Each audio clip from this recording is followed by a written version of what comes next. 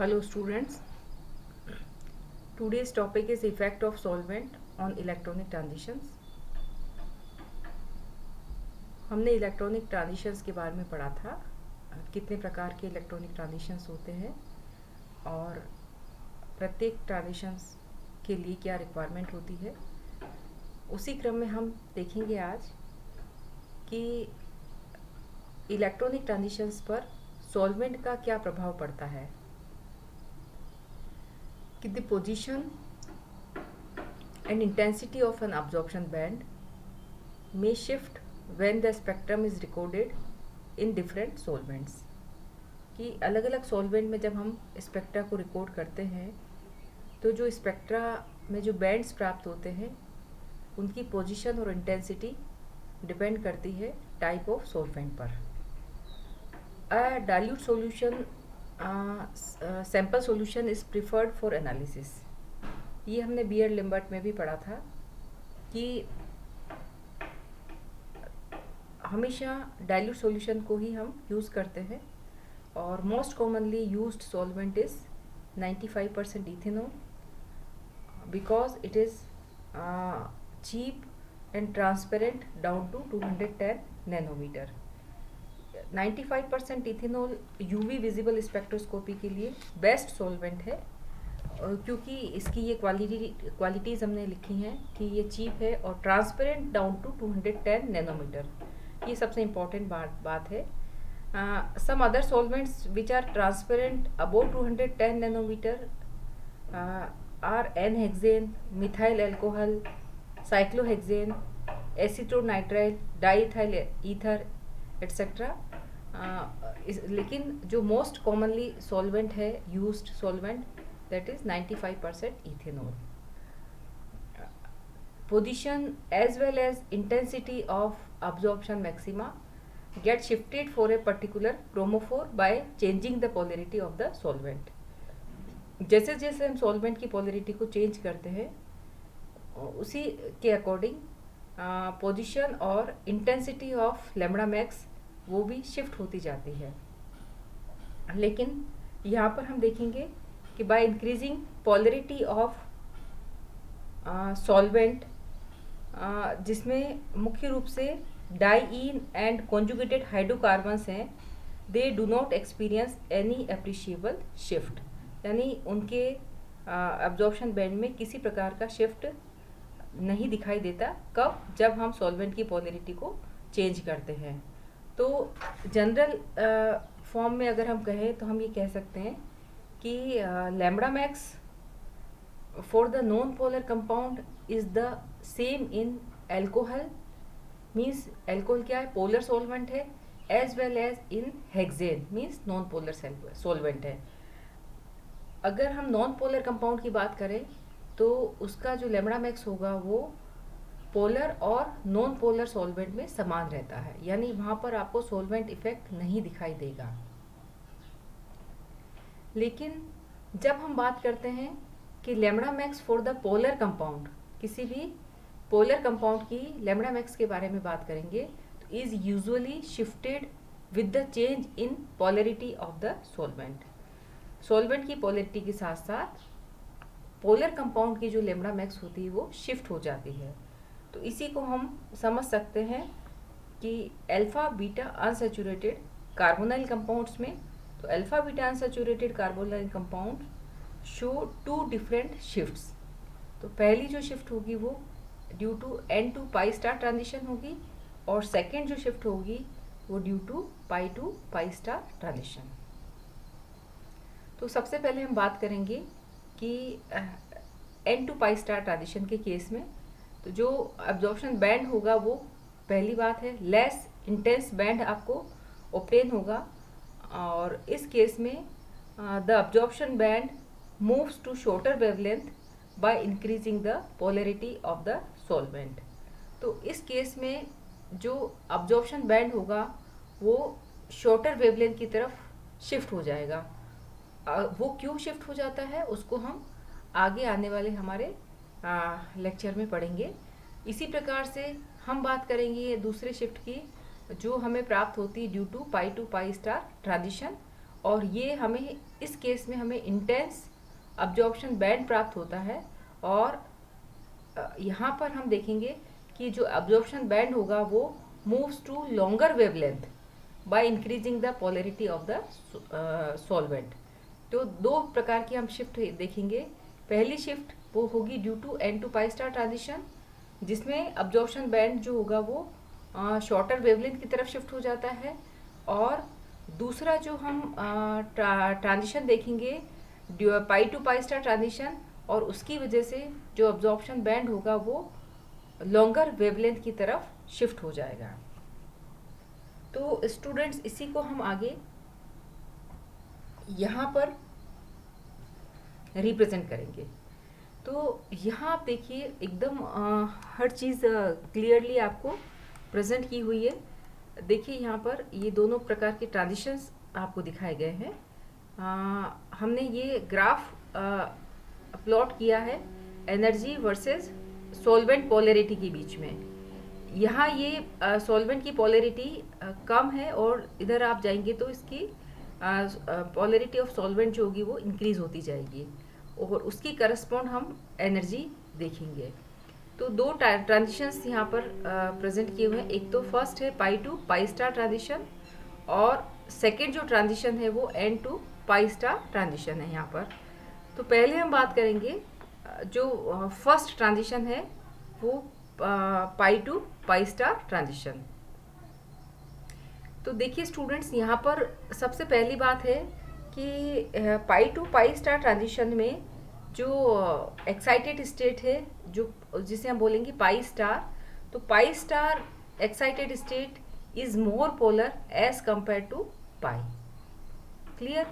But in case of N to π transition ground state means N means कौन सी state होती है, कब N इलेक्ट्रॉन्स प्रेजेंट होते हैं, जब कोई हेटेरो एटम विषम परमाणु प्रेजेंट होता है और उसके ऊपर इलेक्ट्रॉन पेयर प्रेजेंट होते हैं तो उसको हम कहेंगे N, और वहीं पर N to π ट्रांजिशन पाया जाता है।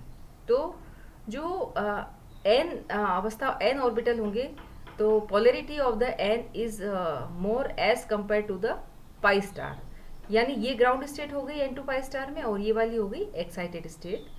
तो ग्राउंड स्टेट की पोलैरिटी ज़्यादा होगी जबकि π to π ट्रांजिशन में एक्साइटेड स्टेट की पोलैरिटी ज़्यादा होगी। तो ये तो फर्स्ट बात होगी जहां हमको दोनों की पोलैरिटी को कंपेयर करना है कि π to π ट्रांजिशन में pi star is more polar as compare to pi, but in case of N to π transition में ground state N is more polar as compare to the excited state. अब हम आ जाते हैं फिर से π to π ट्रांजिशन के case में।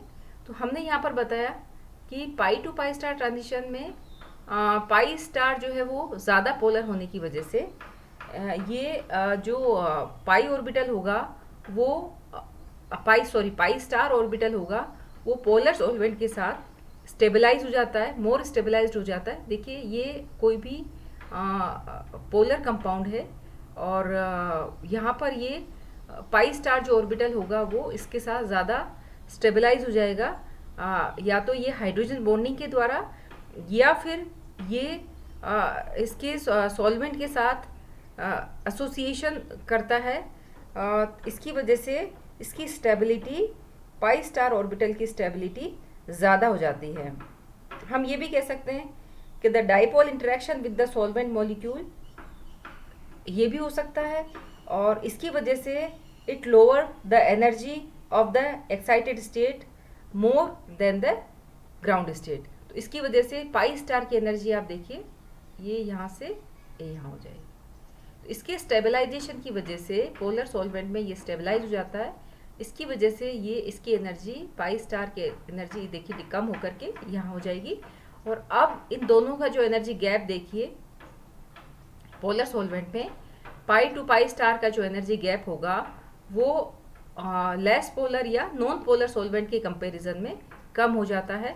और आप जानते हैं कि E is inversely proportional to lambda होता है। अगर एनर्जी ज़्यादा है तो वेवलेंथ का मान ज़्यादा होगा, इसका मतलब ये लॉन्गर वेवलेंथ की तरफ शिफ्ट हो जाता है, और लॉन्गर वेवलेंथ की तरफ शिफ्ट होना ही रेड शिफ्ट कहलाता है। तो क्लियर हो गया आपको कि यहाँ पर ये pi to pi star transition होगा, तो excited state is more polar, इसकी वजह से इसकी एनर्जी कम हो जाएगी because due to the stabilisation of the excited state, और ये एनर्जी कम होने की वजह से कम एनर्जी पर ट्रांजिशन होना मीन्स वेवलेंथ का बढ़ना, तो ये शिफ्ट हो जाएगी वेवलेंथ इसकी लॉन्गर वेवलेंथ की तरफ। इस प्रकार से ये रेड शिफ्ट कहलाता है। क्लियर।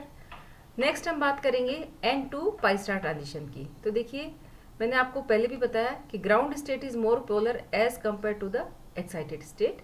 तो ग्राउंड स्टेट जो होगी वो स्टेबलाइज हो जाएगी। देखिए ये देखिए इसकी एनर्जी कम हो जाएगी due to formation of hydrogen bonding, it is more stabilised. तो एन इलेक्ट्रॉन प्रेजेंट होने की वजह से हाइड्रोजन बॉन्डिंग ये आसानी से बना लेता है, और सॉल्वेंट के साथ जब हाइड्रोजन बॉन्डिंग बन जाती है तो इसकी वजह से ये ज़्यादा स्टेबल हो जाएगा किसकी तुलना में, एक्साइटेड स्टेट की तुलना में। तो इस प्रकार से इसकी एनर्जी कम हो जाएगी, और चूंकि जब ग्राउंड स्टेट की एनर्जी कम हो जाएगी इसकी वजह से ये ग्राउंड और एक्साइटेड स्टेट के बीच के जो एनर्जी गैप है वो इंक्रीज हो जाएगा। ये देखिए यहाँ पर एनर्जी गैप इतना है जबकि यहाँ का एनर्जी गैप कम है। तो ये एनर्जी गैप बढ़ जाने की वजह से इसकी जो लैम्बडा मैक्स होगी वो शॉर्टर वेवलेंथ की तरफ शिफ्ट हो जाएगी, और इसी को हम कहते हैं ब्लू शिफ्ट। तो यहाँ पर हमने दो केसेस देखे। फर्स्ट, जब वेवलेंथ इंक्रीज हो जाती है क्योंकि इसकी energy pi to pi star की एनर्जी कम हो जाती है, इसको हम कहेंगे रेड शिफ्ट। और यहाँ पर हम देख रहे हैं ये एनर्जी गैप और ये एनर्जी गैप, तो यहाँ पर जो एनर्जी गैप है वो इंक्रीज हो जाएगा, उसकी वजह से जो वेवलेंथ होगी लैम्बडा मैक्स होगी वो कम हो जाएगी, शिफ्ट हो जाएगी टुवार्ड्स द शॉर्टर वेवलेंथ। इसकी वजह से यहाँ पर ये ब्लू शिफ्ट दिखाई देता है। तो ये हमने देखा effect of solvent on transition. इसके साथ ही स्टूडेंट एक चीज़ और मैं आपको बता देती हूँ कि जो यहाँ पर चूँकि हम कार्बोनाइल कंपाउंड की बात कर रहे हैं, और यहाँ पर चूँकि N2 सिग्मा स्टार ट्रांजिशन हम नहीं शो कर पा रहे हैं, तो लेकिन जो N2 सिग्मा स्टार ट्रांजिशन होता है वो भी जो सॉल्वेंट की पोलैरिटी के साथ प्रभावित होता है, because N2 sigma star transition are very sensitive to hydrogen bonding. और अगर हम इसके एग्जांपल्स की बात करें तो alcohol as well as amines form hydrogen bonding with the solvent molecules, और such association occurs due to the presence of the non-bonding electrons on the heteroatom। और इसी की वजह से ऐसे ट्रांजिशंस के लिए जो एनर्जी की रिक्वायरमेंट होती है वो ज़्यादा होती है। such transitions requires greater energy। तो इस प्रकार से हम ये कह सकते हैं कि अगर हम सिर्फ कार्बोनाइल ग्रुप की बात करें तो कार्बोनाइल ग्रुप के अंतर्गत हमें ये दो शिफ्ट हमें नज़र आती है, एक तो रेड शिफ्ट और दूसरा ब्लू शिफ्ट। और इसमें हम ये बात करेंगे कि if the group is more polar in the ground state then the हम यहाँ पे लिखेंगे excited state more polar in the if the group is more polar in the excited state then absorption is shifted to the longer wavelength। जो अभी हमने बात की पाई to pi star transition के लिए मीन्स इसको हम बोलेंगे red shift with increase in polarity of the solvent which helps in the stabilizing the non bonding electron in the excited state। तो एकदम क्लियर बात हो गई कि ये हमने किसके लिए बोला है, this is the red shift. but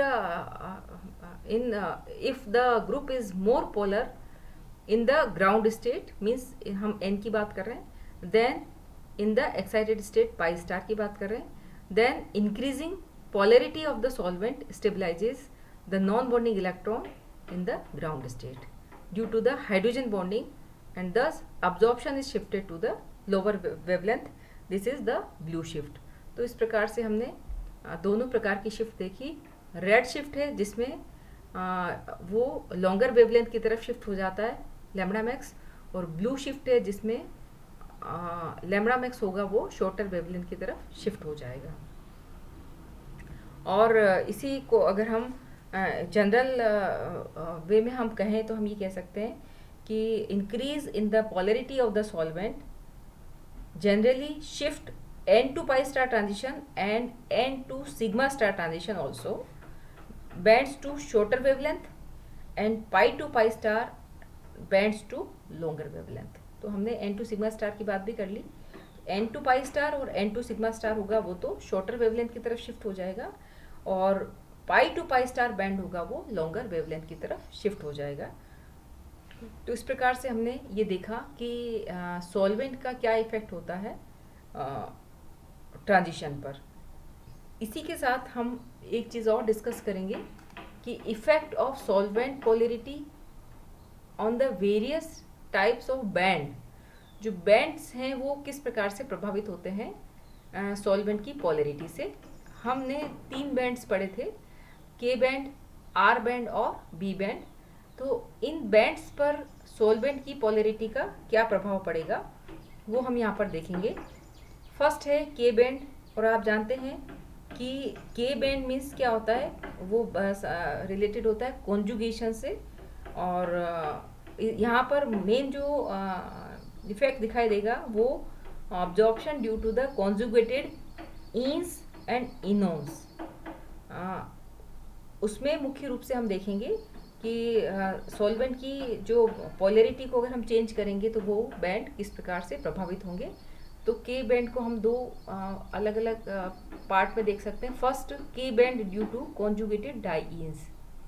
जो कॉन्जुगेटेड डाईईन्स से जो हमें के बैंड प्राप्त होता है, चूँकि ये नॉन पोलर होगा तो there is not it is not affected by changing the polarity of solvent. आप सॉल्वेंट की पोलरिटी चेंज करिए लेकिन ये बैंड किसी प्रकार से प्रभावित नहीं होंगे। सेकेंड जो बैंड होगा के बैंड ड्यू टू द इनोन्स। इनोन्स आप जानते हो जहाँ पर कि डबल बॉन्ड और कार्बोनाइल ग्रुप एक दूसरे के कॉन्जुगेशन में होता है, तो उसको हम बोलेंगे इनोन सिस्टम। तो जहाँ पर भी के बैंड प्राप्त होता है ड्यू टू द इनोन्स की वजह से, तो they show a red shift by increasing the polarity of the solvent. It is clear. Then हम बात करेंगे आर बैंड की। तो द आर बैंड आपको पता है वो प्राप्त होते हैं हमें कार्बोनाइल ग्रुप की वजह से, जो कि फॉरबिडन ट्रांजिशन होता है और हमें आर बैंड प्राप्त होते हैं। तो the absorption shift to shorter wavelength means ये कहलाएगा blue shift with the increase in polarity of the solvent. और जो लास्ट बैंड है जिसे हम कहेंगे बी बैंड, तो B band it is not shifted by increasing the polarity of the solvent, but कुछ एक्सेप्शन है जिसमें हम बात करेंगे अगर हेट्रोसाइक्लिक एरोमेटिक कंपाउंड्स की।